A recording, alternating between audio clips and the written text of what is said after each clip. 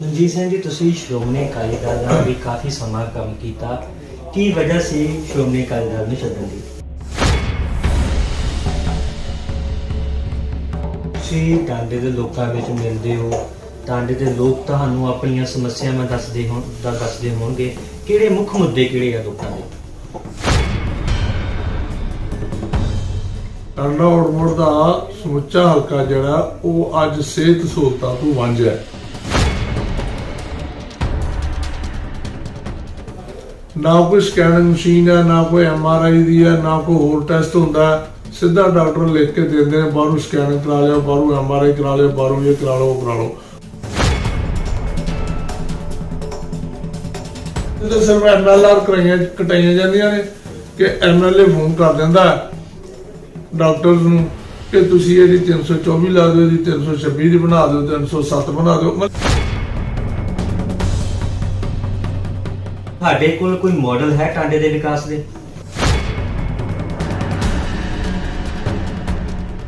ਮੇਰੇ ਕੋਲ ਬਹੁਤ ਕੁਝ ਹੈ ਕਿ ਸਭ ਤੋਂ ਪਹਿਲੇ ਤਾਂ ਸਾਡਾ ਢਾਂਚਾ ਇੰਨਾ ਵਿਗੜਿਆ ਹੋਇਆ ਹੈ, ਪੰਜਾਬ ਦਾ ਕੀ ਪੂਰੇ ਇੰਡੀਆ ਦੇ ਵਿਗੜਿਆ, ਖਾਸ ਕਰਕੇ ਸਾਡੇ ਹਲਕੇ ਦਾ।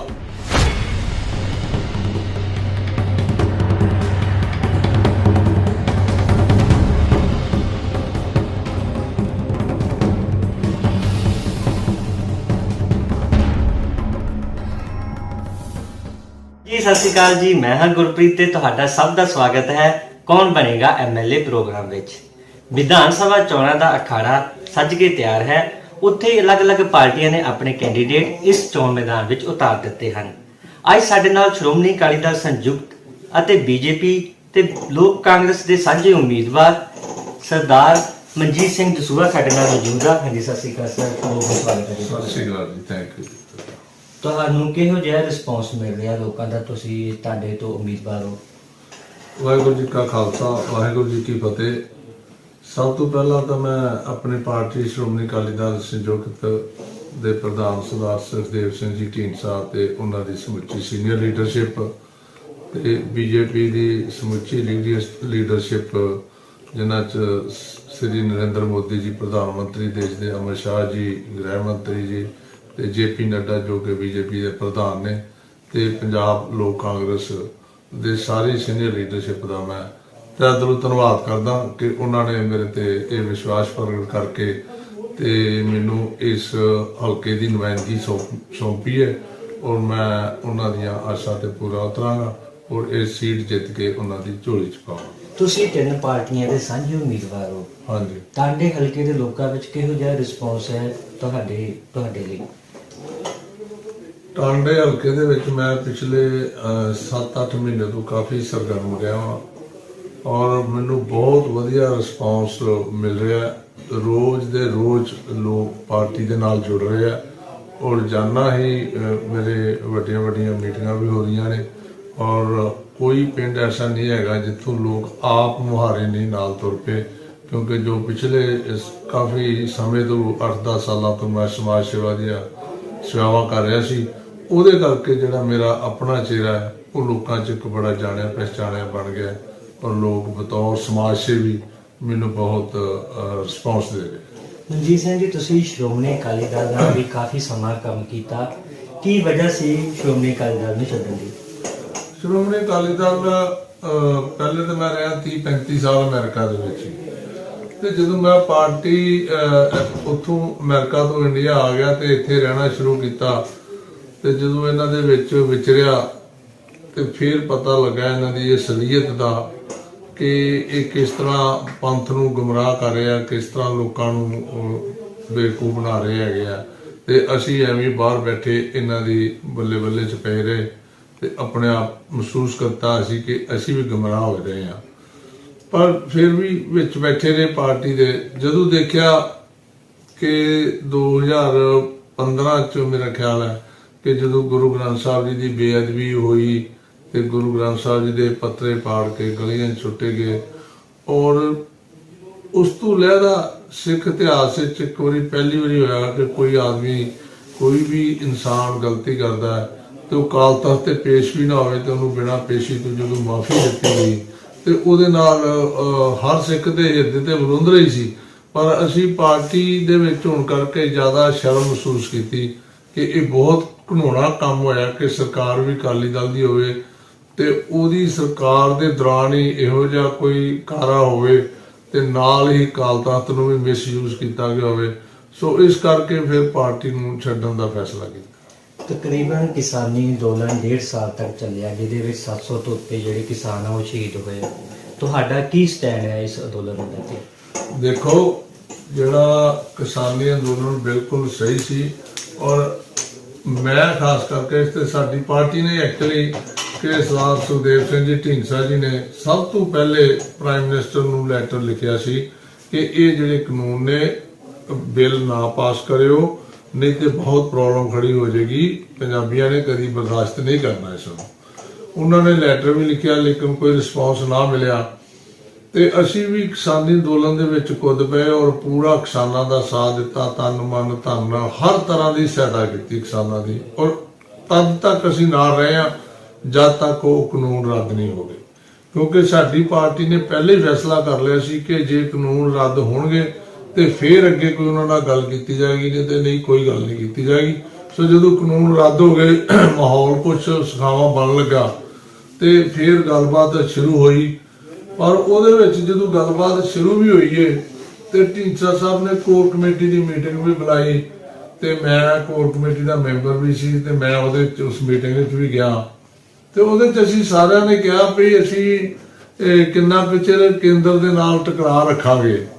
ਇਹ ਠੀਕ ਹੈ, ਸਾਡੇ 700 ਤੋਂ ਵੱਧ ਕਿਸਾਨ ਜਿਹੜੇ ਆ ਉਹ ਸ਼ਹੀਦ ਹੋਏ ਆ ਤੇ ਸਿੱਖ ਇਤਿਹਾਸ ਹੀ ਇਹ ਹੈਗਾ ਵੀ ਅਸੀਂ ਕੁਝ ਵੀ ਪ੍ਰਾਪਤ ਕੀਤਾ ਤੇ ਸ਼ਹੀਦੀਆਂ ਦੇ ਕੇ ਕੀਤਾ, ਉਸ ਤਰ੍ਹਾਂ ਨਹੀਂ ਮਿਲਿਆ ਸਾਨੂੰ। ਅਸੀਂ ਉਹਨੂੰ ਅਣਗੌਲਿਆ ਨਹੀਂ ਕਰ ਸਕਦਾ, ਉਸ ਸ਼ਹੀਦੀ ਨੂੰ ਕਰ ਸਕਦੇ, ਕਿਉਂਕਿ ਉਹ ਬੜੀ ਵੱਡੀ ਸੈਕਰੀਫਾਈਸ ਉਹਨਾਂ ਪਰਿਵਾਰਾਂ ਦੀ ਤੇ ਅਸੀਂ ਉਹਨਾਂ ਦੇ ਬਿਲਕੁਲ ਨਾਲ ਖੜੇ ਆ, ਹੁਣ ਵੀ ਖੜੇ ਆ। ਪਰ ਅਸੀਂ ਕੋਰ ਕਮੇਟੀ ਨੇ ਫੈਸਲਾ ਕੀਤਾ ਵੀ ਤੁਸੀਂ ਜਿਹੜੇ ਸਿੱਖ ਕੈਦੀ ਆ ਬੜੇ ਲੰਮੇ ਅਰਸੇ ਤੋਂ, ਸਾਡੀ ਪਹਿਲੀ ਡਿਮਾਂਡ ਢੀਂਡਸਾ ਸਾਹਿਬ ਅੱਗੇ ਅਸੀਂ ਇਹ ਰੱਖੀ ਕਿ ਜੇ ਇਹ ਮੋਦੀ ਸਾਹਿਬ ਮਨਜ਼ੂਰ ਕਰਦੇ ਆ ਤੇ ਅੱਗੇ ਗੱਲ ਕਰਿਓ, ਜੇ ਨਹੀਂ ਮਨਜ਼ੂਰ ਕਰਦੇ ਤੇ ਇੱਥੇ ਗੱਲ ਤੋੜ ਦਿਓ ਤੁਸੀਂ।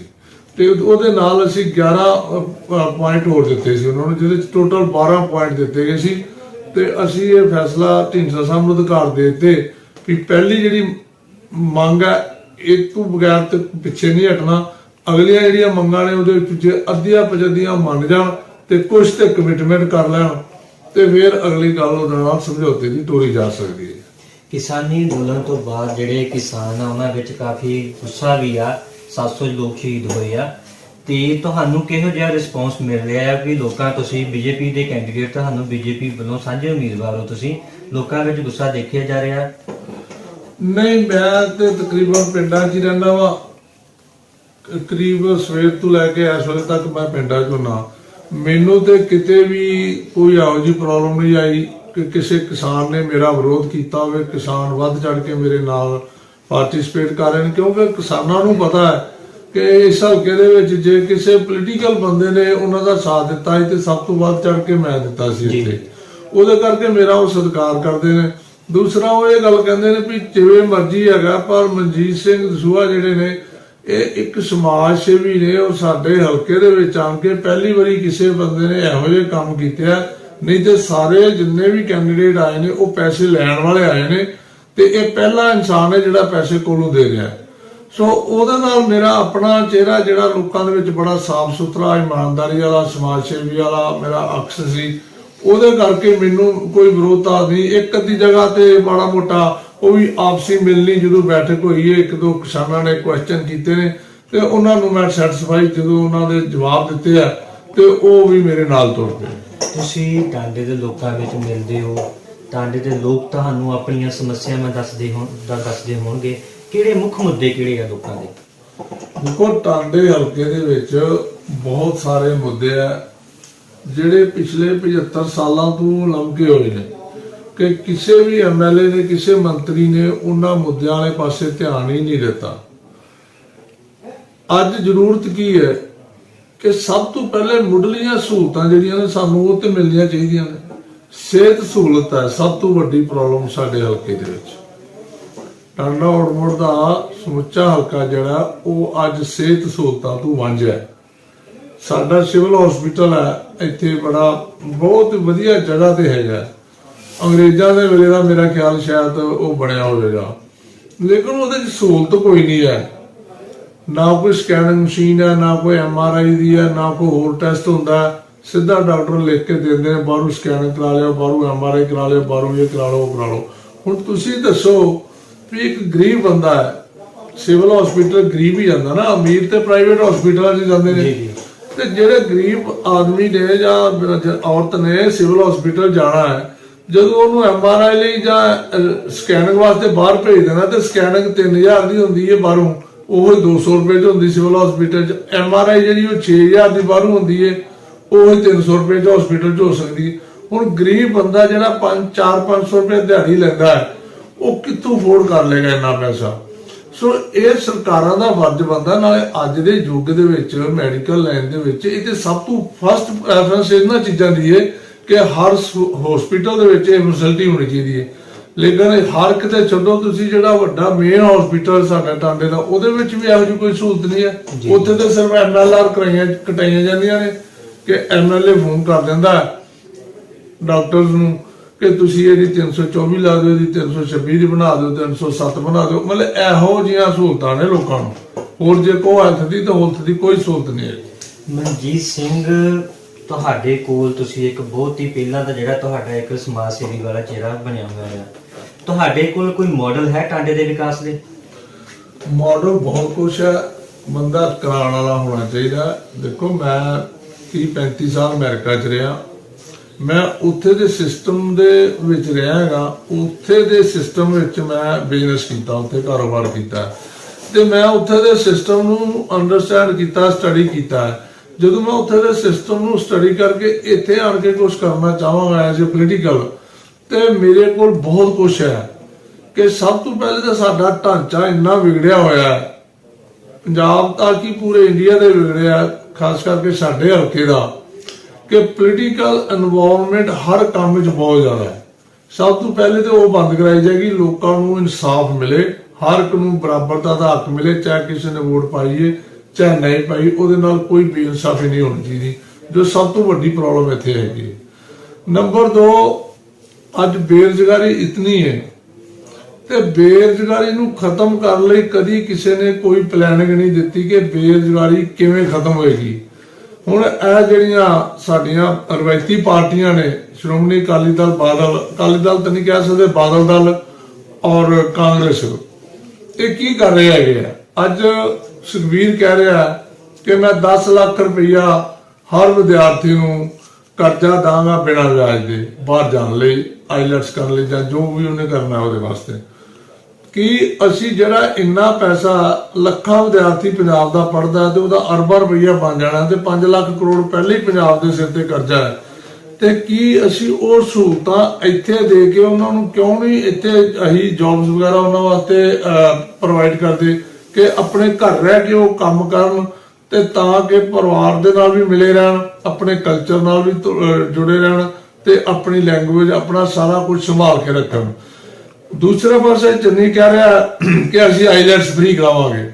ਇਹਦਾ ਮਤਲਬ ਇਹ ਹੋਇਆ ਇਹਨਾਂ ਦੋਨਾਂ ਪਾਰਟੀਆਂ ਦੀ ਪਲੈਨਿੰਗ ਇੱਕ ਹੀ ਹੈ ਕਿ ਅਸੀਂ ਜਿਹੜਾ ਪੰਜਾਬ ਦਾ ਸਾਰਾ ਦਿਮਾਗ ਹੈ ਨਾ, ਪੜ੍ਹਿਆ ਲਿਖਿਆ, ਅਸੀਂ ਜਵਾਨੀ ਨੂੰ, ਨੌਜਵਾਨਾਂ ਨੂੰ ਦਿਮਾਗ ਸਮਝਦੇ ਆ ਪੰਜਾਬ ਦਾ, ਉਹ ਸਾਰਾ ਇਹ ਬਾਹਰ ਭੇਜਣਾ ਚਾਹੁੰਦੇ ਨੇ।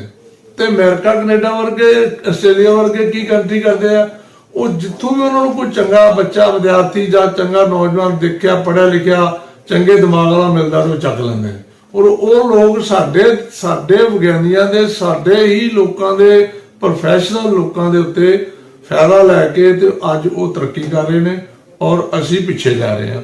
ਉਹਦੇ 'ਚ ਸਾਡੀਆਂ ਸਰਕਾਰਾਂ ਦਾ, ਸਾਡੀਆਂ ਪਾਰਟੀਆਂ ਦਾ ਬਹੁਤ ਵੱਡਾ ਕਸੂਰ ਹੈ ਕਿ ਉਹ ਬੱਚਿਆਂ ਨੂੰ, ਸਟੂਡੈਂਟਸ ਨੂੰ ਇਸ ਪਾਸੇ ਨਹੀਂ ਲਾ ਰਹੇ, ਪੁੱਠੇ ਪਾਸੇ ਲਾ ਰਹੇ ਆ, ਨਸ਼ਿਆਂ ਵਾਲੇ ਪਾਸੇ ਲਾ ਰਹੇ ਆ। ਕੀ ਇੱਥੇ ਕੋਈ ਇੰਡਸਟਰੀ ਨਹੀਂ ਲਿਆਂਦੀ ਜਾ ਸਕਦੀ? ਜਿੰਨੇ ਚਿਰ ਪੰਜਾਬ 'ਚ ਜਾਂ ਕਿਸੇ ਹਲਕੇ 'ਚ ਇੰਡਸਟਰੀ ਨਹੀਂ ਆਏਗੀ, ਉੱਥੇ ਬੇਰੁਜ਼ਗਾਰੀ ਘਟ ਹੀ ਨਹੀਂ ਸਕਦੀ। ਸਾਡੇ ਕੋਲ ਇੰਨੀ ਜ਼ਮੀਨ ਸਰਪਲਸ ਪਈ ਕੰਢੀ ਏਰੀਏ 'ਚ, ਜਿੰਨੀਆਂ ਮਰਜ਼ੀ ਇੰਡਸਟਰੀਆਂ ਲਾ ਲਓ ਉੱਥੇ ਤੁਸੀਂ, ਲਾਉਣ ਵਾਲਾ ਤਾਂ ਕੋਈ ਬਣੇ, ਪਰ ਇੰਡਸਟਰੀ ਲੱਗੇ ਕਿਵੇਂ? ਇੰਡਸਟਰੀ ਲਾਏਗਾ ਕੌਣ? ਜਿਹੜਾ ਇੰਡਸਟਰੀ ਲਾ ਲਾਂਦਾ ਉਹਦੇ ਕੋਲ 25% ਹਿੱਸਾ ਮੰਗਦੇ ਨੇ ਸਾਡੇ ਮੰਤਰੀ ਸਾਹਿਬਾਨ ਤੇ ਐਮਐਲਏ ਤੇ ਸਰਕਾਰਾਂ ਪਾਰਟੀਆਂ, ਤੇ ਕਿਹੜਾ 25% ਇਹਨਾਂ ਨੂੰ ਹਿੱਸਾ ਦੇਗਾ? ਉਹ ਤੇ ਛੱਡ ਕੇ ਭੱਜਦਾ ਇੱਥੋਂ ਜੀ। ਸੋ ਇਸ ਤਰ੍ਹਾਂ ਦੀਆਂ ਪ੍ਰੋਬਲਮਾਂ ਨੇ, ਇਹਨਾਂ ਦੀ ਕੋਈ ਨੀਅਤ ਨਹੀਂ ਹੈ। ਸਭ ਤੋਂ ਵੱਡੀ ਗੱਲ ਹੈ, ਇੱਕ ਪੀਅਰ ਭਰਤੀ ਕਰਨਾ ਹੁੰਦਾ ਤੇ ਉਹਦੀ ਮੈਟ੍ਰਿਕ ਦੀ ਕੁਆਲੀਫਿਕੇਸ਼ਨ ਹੁੰਦੀ ਹੈ। ਇੱਕ ਐਮਐਲਏ ਬਣਨ ਲਈ ਕੋਈ ਕੁਆਲੀਫਿਕੇਸ਼ਨ ਨਹੀਂ ਹੈ। ਅਨਪੜ੍ਹ ਆਦਮੀ ਐਮਐਲਏ ਬਣੇ ਜਾਂਦੇ ਨੇ, ਉਹਨਾਂ ਨੇ ਲਾਅ ਐਂਡ ਆਰਡਰ ਮੇਨਟੇਨ ਕਰਨਾ, ਉਹਨਾਂ ਨੇ ਕਾਨੂੰਨ ਬਣਾਉਣੇ ਨੇ, ਉਹਨਾਂ ਵਿਧਾਨ ਸਭਾ ਚਲਾਣੀ, ਉਹਨਾਂ ਨੇ ਸਾਰਾ ਹੀ ਪੰਜਾਬ ਦਾ ਜ਼ਿੰਮੇਵਾਰੀ ਉਹਨਾਂ ਦੇ ਸਿਰ ਤੇ ਹੁੰਦੀ ਹੈ। ਤੇ ਜਿਹੜੇ ਹੈ ਅਨਪੜ੍ਹ ਨੇ ਉਹ ਕੀ ਕਰਨਗੇ? ਮਨਜੀਤ ਜੀ, ਲੋਕਾਂ ਦੇ ਮਨ ਵਿੱਚ ਇੱਕ ਸਵਾਲ ਉੱਠਦਾ ਹੈ, ਤੁਸੀਂ 3 ਪਾਰਟੀਆਂ ਦੇ ਸਾਂਝੇ ਉਮੀਦਵਾਰ ਹੋ। ਜੇਕਰ ਤੁਹਾਡੀ ਪਾਰਟੀਆਂ ਨੂੰ ਬਹੁਮਤ ਮਿਲਦਾ ਹੈ ਤੇ ਕੌਣ ਇਸ ਪੰਜਾਬ ਦਾ ਅਗਲਾ ਸੀਐਮ ਹੋਵੇਗਾ? ਦੇਖੋ, ਅਜੇ ਸਾਡਾ ਅਲਾਈਅੰਸ ਨਵਾਂ ਹੋਇਆ ਤਿੰਨਾਂ ਪਾਰਟੀਆਂ ਦਾ, ਤੇ ਮੇਰਾ ਖਿਆਲ ਹੈ ਅੱਜ ਜਾਂ ਭਲਕੇ ਸਾਡੀਆਂ ਸੀਟਾਂ ਕੰਪਲੀਟ ਹੋ ਜਾਣੀਆਂ ਨੇ ਸਾਰੀਆਂ, ਟੋਟਲੀ ਜਿਹੜੀਆਂ ਉਹ ਵੰਡ ਦਿੱਤੀਆਂ ਜਾਣੀਆਂ ਨੇ। ਉਸ ਤੋਂ ਬਾਅਦ ਜਿਹੜੇ ਸੀਨੀਅਰ ਲੀਡਰਸ਼ਿਪ ਹੈ ਜਿਨ੍ਹਾਂ ਨੇ ਲਾਂਚ ਕੀਤਾ, ਉਹ ਬੈਠਣਗੇ ਆਪਸ ਵਿੱਚ, ਫਿਰ ਉਹ ਫੈਸਲਾ ਕਰਨਗੇ ਵੀ ਅਸੀਂ ਸੀਐਮ ਕੈਂਡੀਡੇਟ ਅਨਾਉਂਸ ਕਰਨਾ ਜਾਂ ਨਹੀਂ ਕਰਨਾ ਜਾਂ ਕਿਹੜਾ ਦੇਣਾ। ਉਹ ਜੋ ਵੀ ਉਤੋਂ ਆਦੇਸ਼ ਆਏਗਾ ਅਸੀਂ ਤਾਂ ਉਹਦੇ ਮੁਤਾਬਕ ਹੀ ਚੱਲਾਂਗੇ। ਪਰ ਮੈਨੂੰ ਲੱਗਦਾ ਹੈ ਕਿ ਅਸੀਂ ਕੈਂਡੀਡੇਟ ਨਹੀਂ ਦਿਆਂਗੇ, ਕਿਉਂਕਿ ਜਿਹੜੇ ਐਮਐਲਏ ਚੁਣੇ ਜਾਣਗੇ ਉਹ ਐਮਐਲਏ ਆਪਣਾ ਕੈਂਡੀਡੇਟ ਚੁਣਨ ਤੇ ਉਹ ਡੈਮੋਕ੍ਰੇਸੀ ਹੋਏਗੀ। ਜੇ ਅਸੀਂ ਉੱਪਰੋਂ ਆਦੇਸ਼ ਮੰਨ ਕੇ ਕੈਂਡੀਡੇਟ ਮੰਨ ਲਾਂਗੇ ਤੇ ਉਹ ਮੈਂ ਕਹਾਂਗਾ ਡੈਮੋਕ੍ਰੇਸੀ ਨਹੀਂ ਹੈ ਜੀ। ਟਾਂਡੇ ਹਲਕੇ ਨੂੰ ਕਾਂਗਰਸ ਦਾ ਗੜ੍ਹ ਕਿਹਾ ਜਾ ਰਿਹਾ ਹੈ। ਤਕਰੀਬਨ ਲੰਬੇ ਸਮੇਂ ਤੋਂ ਜਿਹੜੀ ਕਾਂਗਰਸ ਦਾ ਇੱਥੇ ਰਾਜ ਚੱਲ ਰਿਹਾ, ਕੀ ਇਸ ਵਾਰ ਤੁਸੀਂ ਉਹਨਾਂ ਦਾ ਕਿਲਾ ਟੈਪ ਪਾਓਗੇ?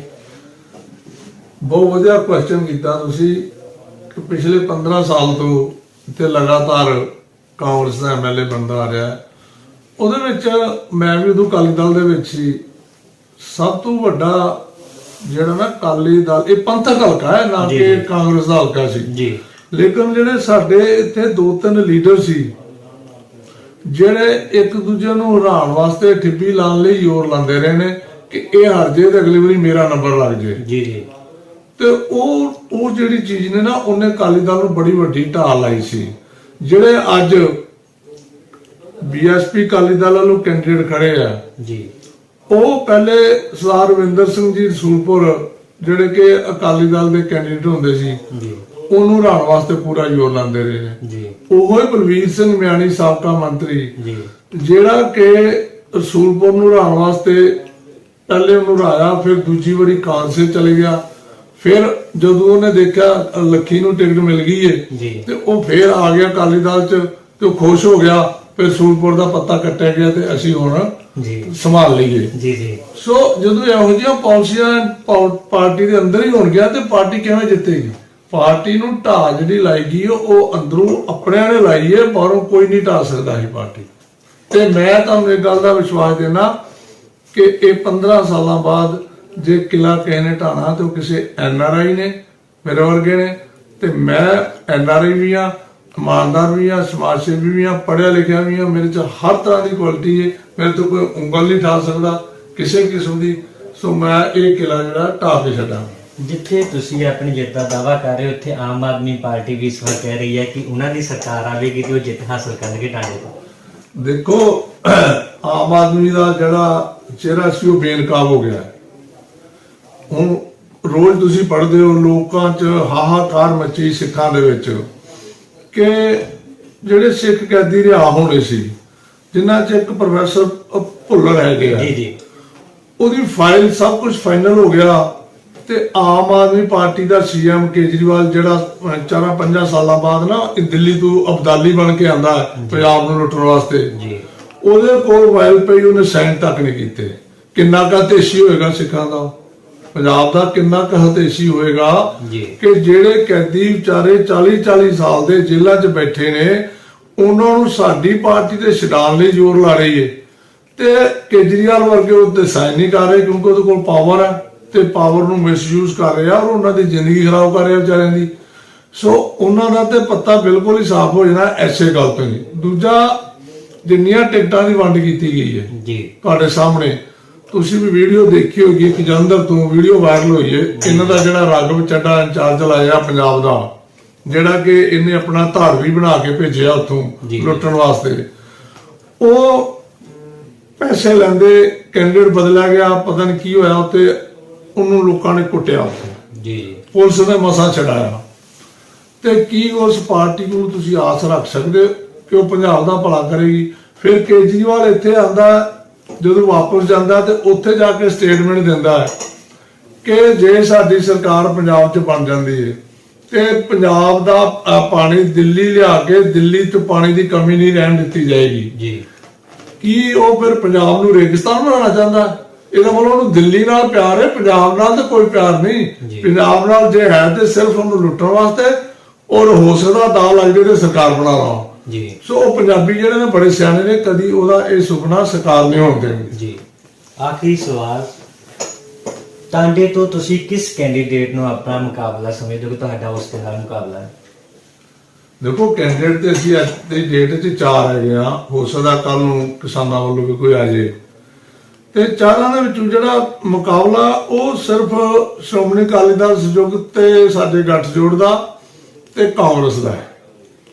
ਬਾਕੀ ਕੋਈ ਮੁਕਾਬਲਾ ਨਹੀਂ ਹੈਗਾ, ਉਹ ਤੁਸੀਂ ਵੀ ਦੇਖ ਲੈਣਾ ਰਿਜ਼ਲਟ। ਔਰ ਉਸ ਮੁਕਾਬਲੇ ਦੇ ਵਿੱਚੋਂ ਮੈਂ ਜਿੱਤ ਪ੍ਰਾਪਤ ਕਰਕੇ ਬਾਹਰ ਆਵਾਂਗਾ, ਔਰ ਪੰਜਾਬ ਦੇ ਲੋਕ, ਆਪਣੇ ਹਲਕੇ ਦੇ ਲੋਕਾਂ ਦਾ, ਜਿੱਥੇ ਮੈਂ ਅੱਗੇ ਕਰਦਾ ਪਿਆ, ਜਦੋਂ ਮੈਂ ਸਰਕਾਰ ਦਾ ਹਿੱਸਾ ਬਣ ਜਾਗਾ ਤੇ ਮੈਂ ਉਹਨੂੰ ਹੋਰ ਵੱਧ ਚੜ ਕੇ ਸੇਵਾ ਕਰਾਂਗਾ। ਟਾਂਡੇ ਹਲਕੇ ਦੇ ਜਿਹੜੇ ਵੋਟਰ ਆ ਉਹਨਾਂ ਨੂੰ ਕੋਈ ਬੇਨਤੀ ਜਾਂ ਕੋਈ ਉਹਨਾਂ ਨੂੰ ਕੁਝ ਕਹਿਣਾ ਚਾਹੋਗੇ? ਮੈਂ ਟਾਂਡੇ ਹਲਕੇ ਦੇ ਸਾਰੇ ਹੀ ਵੋਟਰਾਂ ਨੂੰ ਅਪੀਲ ਕਰਾਂਗਾ ਕਿ ਦੇਖੋ, ਤੁਸੀਂ ਬਹੁਤ ਸੰਤਾਪ ਚੱਲਿਆ ਪਿਛਲੇ 15-20 ਸਾਲ ਤੋਂ, ਸਾਡੇ ਹਲਕੇ ਨਾਲ ਬਹੁਤ ਬੇਨਿਆਈ ਹੋਈ ਹੈ। ਮੈਂ ਤੁਹਾਨੂੰ ਇੱਕ ਗੱਲ ਸੁਣਾਣਾ ਕਿ ਗੜਦੀ ਵਾਲਾ ਹਲਕਾ ਹੈ ਸਾਡਾ, ਕੰਸਟੀਚੁਐਂਸੀ ਦਾ ਇੱਕ ਸ਼ਹਿਰ ਹੈ ਜੀ, ਟਾਂਡੇ ਹਲਕੇ ਦੀ ਦਾ ਪਹਿਲੇ ਕੰਸਟੀਚੁਐਂਸੀ ਹੁੰਦੀ ਸੀ ਜੀ। ਉੱਥੇ ਦੇਖੋ 75 ਸਾਲ ਹੋ ਗਏ ਦੇਸ਼ ਨੂੰ ਆਜ਼ਾਦ ਹੋਇਆ, ਉੱਥੇ ਅਜੇ ਤੱਕ ਸਿਵਲ ਹਸਪੀਟਲ ਹੀ ਹੈ ਨਹੀਂ ਜੀ, ਔਰ 100 ਪਿੰਡ ਲੱਗਦਾ ਉਹਨੂੰ ਜੀ। ਇਸ ਤੋਂ ਬਾਅਦ ਹੋਰ ਤਰਸਾਦੀ ਕੀ ਹੋ ਸਕਦੀ ਸਾਡੇ ਲੋਕਾਂ ਦੀ ਕਿ ਇੰਨਾ ਏਰੀਆ ਹੋਵੇ, ਕੰਢੀ ਏਰੀਆ ਹੋਵੇ, ਜਿੱਥੇ ਆਵਾਜਾਈ ਦੀਆਂ ਸਹੂਲਤਾਂ ਸਾਰੀਆਂ, ਪਹਿਲੇ ਬੱਸਾਂ ਚੱਲਦੀਆਂ ਸੀ ਉਹ ਵੀ ਬੰਦ ਕਰਤੀਆਂ ਕਾਂਗਰਸ ਨੇ, ਤੇ ਉਹ ਲੋਕ ਗਰੀਬ ਲੋਕ ਨੇ, ਸੋਕੇ ਦੀ ਮਾਰ ਵੀ ਚੱਲਦੇ ਨੇ, ਅਵਾਰਾ ਪਸ਼ੂਆਂ ਦੀ ਮਾਰ ਵੀ ਚੱਲਦੇ ਨੇ, ਬਿਜਲੀ ਦੀ ਉੱਥੇ ਘਾਟ ਆ, ਟੈਲੀਫੋਨ ਉੱਥੇ ਨਹੀਂ ਚੱਲਦੇ, ਤੇ ਉਹਨਾਂ ਲੋਕਾਂ ਲਈ ਸਿਹਤ ਸਹੂਲਤ ਵੀ ਕੋਈ ਨਹੀਂ, ਤੇ ਉਹ ਲੋਕ ਕਿਵੇਂ ਇਹਨਾਂ ਨੂੰ ਵੋਟਾਂ ਪਾਣਗੇ? ਉਹਨਾਂ ਲੋਕਾਂ ਨੂੰ ਜੇ ਆਸ ਹੈ ਤੇ ਸਿਰਫ ਮੇਰੇ ਕੋਲੋਂ ਆਸ ਹੈ ਕਿ ਮੈਂ ਇੱਕ ਇਹੋ ਜਿਹਾ ਇਨਸਾਨ ਨਾਲ ਵਾਅਦਾ ਕੀਤਾ ਹੈ, ਤੁਹਾਡੇ ਚੈਨਲ ਰਾਹੀਂ ਮੈਂ ਦੱਸਣਾ ਚਾਹਨਾ ਕਿ ਮੈਂ ਜਿੱਤ ਜਾਣਾ।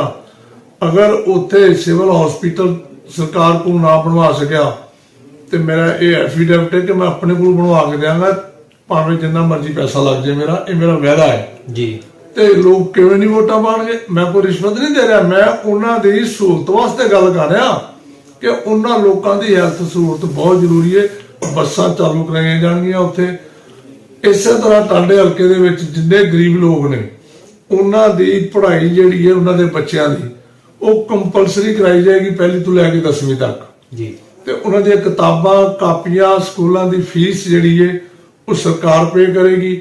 ਉਹਨਾਂ ਨੂੰ ਘਰੋਂ ਲਿਆਉਣ ਦਾ, ਘਰ ਛੱਡਣ ਦਾ ਜ਼ਿੰਮੇਵਾਰੀ ਸਰਕਾਰ ਦੀ ਹੋਏਗੀ। ਇਹੋ ਜਿਹੀਆਂ ਸਹੂਲਤਾਂ ਜਦੋਂ ਲੋਕਾਂ ਨੂੰ ਮਿਲਣਗੀਆਂ ਤੇ ਜਿਹੜੀਆਂ ਮੈਂ ਪਹਿਲੇ ਹੀ ਸਗਨ ਸਕੀਮ ਤੇ ਬਿਮਾਰਾਂ ਦੇ ਇਲਾਜ ਲਈ ਸੇਵਾ ਕਰ ਰਿਹਾ, ਉਹ ਮੇਰੀਆਂ ਚੱਲਦੀਆਂ ਰਹਿਣਗੀਆਂ। ਤੇ ਮੈਂ ਕੋਸ਼ਿਸ਼ ਕਰਾਂਗਾ ਕਿ ਇਹਦੇ ਚ ਹੋਰ ਵਾਧਾ ਕਰਾਂ ਤਾਂ ਕਿ ਮੇਰੇ ਹਲਕੇ ਦੇ ਲੋਕ ਜਿਹੜੇ ਨੇ ਉਹ ਸੁਖੀ ਮਹਿਸੂਸ ਕਰ ਸਕਣ। ਸਮਾਂ ਦੇਣ ਲਈ ਬਹੁਤ ਬਹੁਤ ਧੰਨਵਾਦ ਜੀ। ਸਤਿ ਸ਼੍ਰੀ ਅਕਾਲ ਜੀ, ਧੰਨਵਾਦ ਸਾਰਿਆਂ ਦਾ। ਤੁਸੀਂ ਦੇਖ ਰਹੇ ਸੀ ਕੌਣ ਬਣੇਗਾ ਐਮਐਲਏ ਪ੍ਰੋਗਰਾਮ। ਆਪਣੇ ਕੀਮਤੀ ਵਿਚਾਰ ਸਾਨੂੰ ਜ਼ਰੂਰ ਭੇਜਿਓ। ਮੈਂ ਗੁਰਪ੍ਰੀਤ ਸਿੰਘ, ਕੈਮਰਾਮੈਨ ਪਰਮਿੰਦਰ ਦੇ ਨਾਲ। ਧੰਨਵਾਦ। ਸਤਿ ਸ਼੍ਰੀ ਅਕਾਲ ਦੋਸਤੋ, ਤੁਸੀਂ ਜਾਣਾ ਚਾਹੁੰਦੇ ਹੋ ਕੈਨੇਡਾ, ਸਹੀ ਇਮੀਗ੍ਰੇਸ਼ਨ ਦੀ ਭਾਲ ਵਿੱਚ ਹੋ, ਸੋਚ ਰਹੇ ਹੋ ਕਿ ਕਿਹੜਾ ਕਾਲਜ ਜੁਆਇਨ ਕੀਤਾ ਜਾਵੇ ਔਰ ਕਿਹੜਾ ਕੋਰਸ ਜੁਆਇਨ ਕੀਤਾ ਜਾਵੇ, ਅਸੀਂ ਤੁਹਾਡੀ ਪ੍ਰੋਪਰਲੀ ਮਦਦ ਕਰਾਂਗੇ ਵੀਜ਼ਾ ਲੈਣ ਦੇ ਵਿੱਚ। ਸੋ ਅੱਜ ਹੀ ਸਾਡੀ ਐਕਸਪਰਟ ਟੀਮ ਦੇ ਨਾਲ ਸੰਪਰਕ ਕਰੋ। ਸਕਰੀਨ ਤੇ ਦਿੱਤੇ ਹੋਏ ਨੰਬਰਾਂ ਤੇ ਤੁਸੀਂ ਸਾਨੂੰ ਕਾਲ ਕਰ ਸਕਦੇ ਹੋ। E planet IELTS and immigration Dasuya ਦੇ ਵਿੱਚ ਵਿਜ਼ਿਟ ਕਰ ਸਕਦੇ ਹੋ।